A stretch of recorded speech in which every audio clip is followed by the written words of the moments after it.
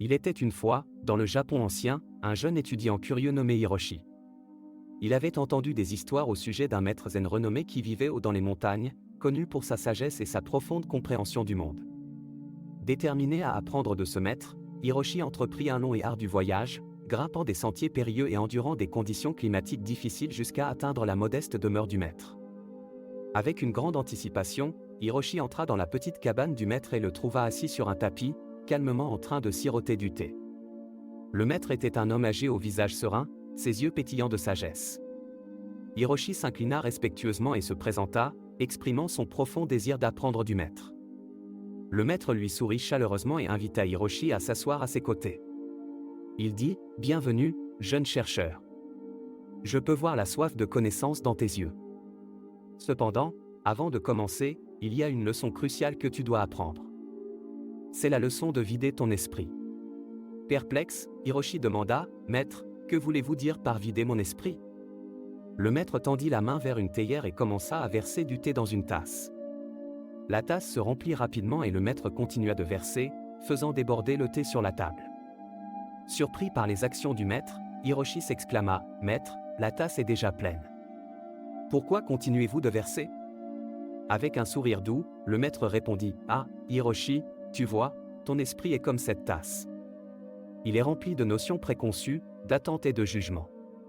Pour apprendre la véritable essence du zen, tu dois vider ton esprit, tout comme la tasse doit être vide avant de pouvoir contenir davantage de thé. » Hiroshi médita sur les paroles du maître et réalisa la profonde vérité qu'elles renfermaient. Il comprit que pour vraiment apprendre et grandir, il devait abandonner ses préconceptions et aborder la vie avec un esprit ouvert. Pendant de nombreux mois, Hiroshi resta avec le maître, pratiquant assidûment la méditation et s'engageant dans de profondes conversations. Il apprit à observer ses pensées sans jugement et à les laisser passer comme des nuages dans le ciel.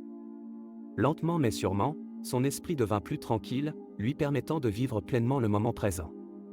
Un jour, alors qu'il était assis en méditation, Hiroshi ressentit une profonde paix et clarté l'envahir.